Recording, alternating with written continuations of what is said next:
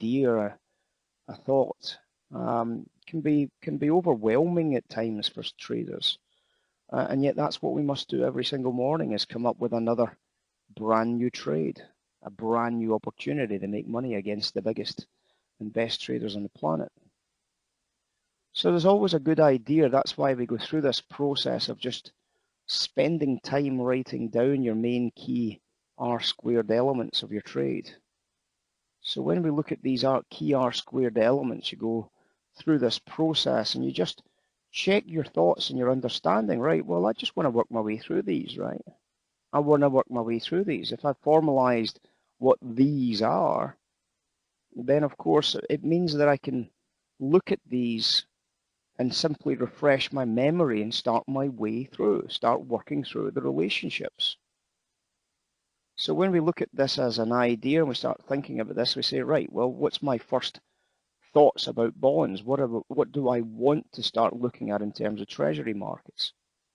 Well, I want to get a sense of what the curve is doing. I want to get that overall sense of what the 2s, 10s and the 5s, 10s are trying to tell me, so that I've got a good starting point for my trade narratives. So that's exactly how I spend my opening plays. I want to get into that storyline, right? So I look at the 5s, 10s against the 2s, 10s, and I start coming up with stories. As I step into the morning session, I'm starting to think to myself, okay, well, where are we in terms of a macro swing? Because I want to try and get some context to where we are. It's very much like what I was talking about this morning about informed buyers or informed sellers.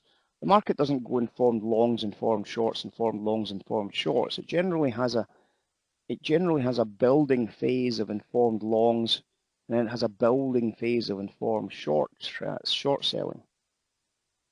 The market does not chop and change because information doesn't chop and change. It's usually relatively static in its nature. Once it's out, it's out.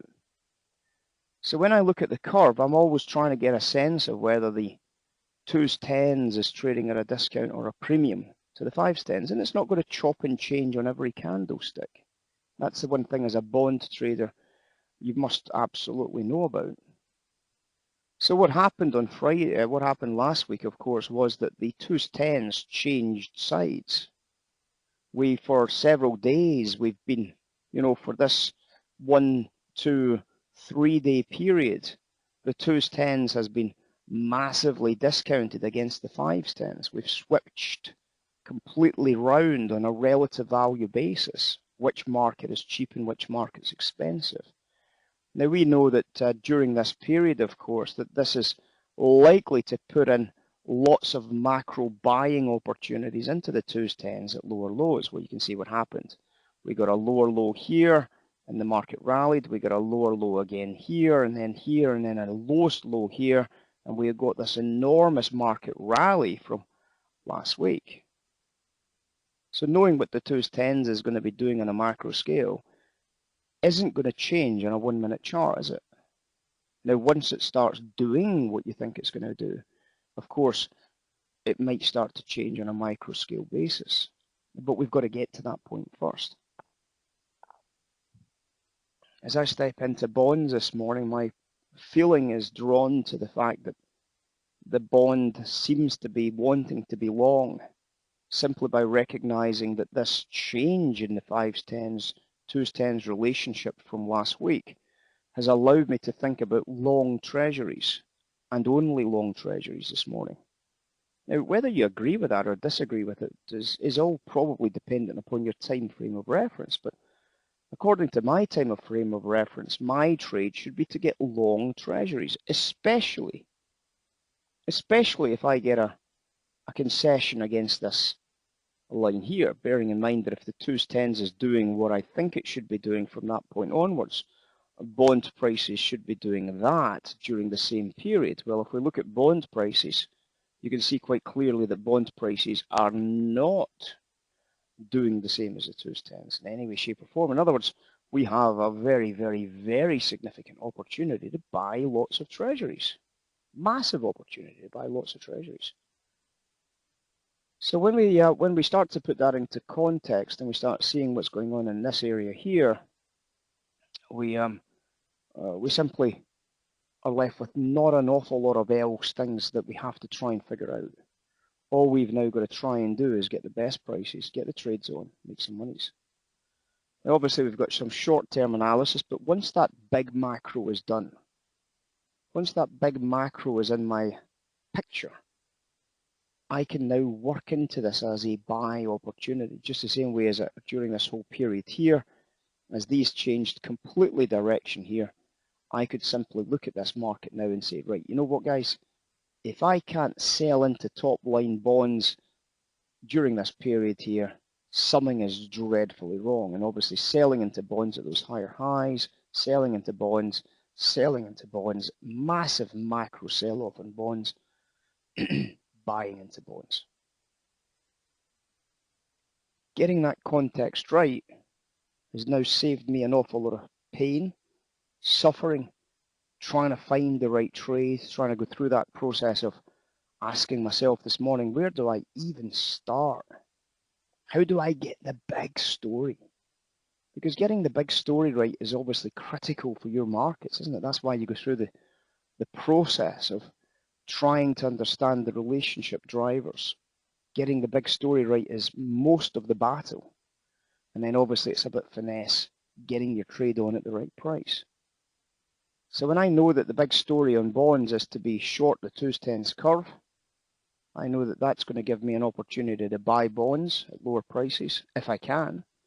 And obviously getting any lower price is just going to be genius. So therefore buying this lower low here was ridiculous, to be perfectly honest.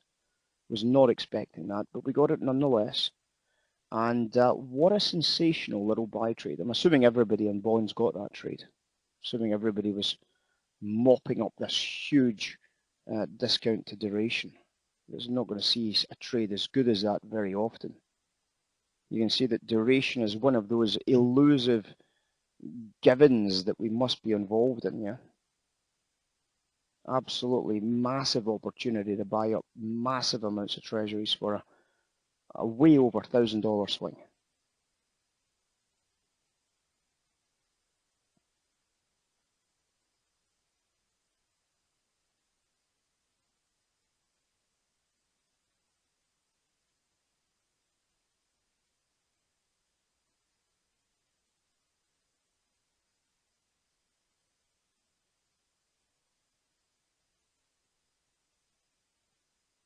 Sam, well, yep, that's the idea, isn't it? That you should have an ability to look at any series of charts and say, right, well, what is my story? And you know, there's a lot of ways of doing it. A lot of people can do it from us. Remember that you don't have to be doing what I'm doing. You don't have to be doing these macro stories. But when you look at macro stories, it should always be one or t'other. It shouldn't be both. Now, I'm not saying that you don't have the ability to trade scalps, because you absolutely do, especially with the crack spread skews.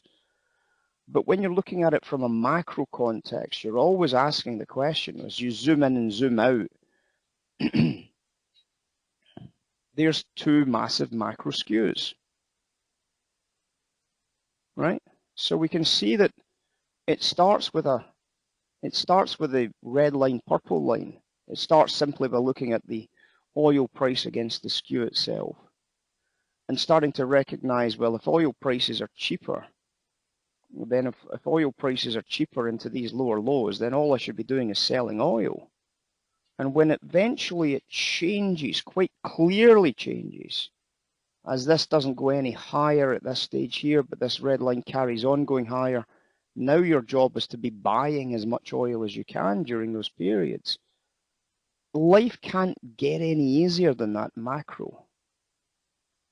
Now the good thing is that if you're struggling to try and figure out which one's which, if you're starting to think to yourself, is it really a buy or a sell? Well, that's why this crack spread needs to be added to the charts, because it'll give you that separation that you've desired from your R-squared narratives. And when you see the blue line extending its gains here, you say to yourself, no, that's crystal clear now. When you see the blue line exploding south, you say, now that's crystal clear now. I've got exactly what I need to be getting from my macro storyline. It doesn't mean, as I said, that you can't scalp these. you absolutely can scalp them to your heart's content. Some of the scalp trades are brilliant that you can get off of the crack spread, but there's also a macro context to this. You can see that macro context right now is starting to evolve into a short oil macro. And when I'm talking about macro, I'm talking about maybe for the next, well, how long is this situation going to develop?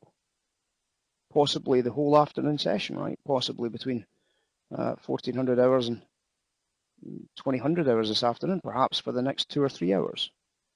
So we can already recognize the change in the stories simply by observing those macro shifts.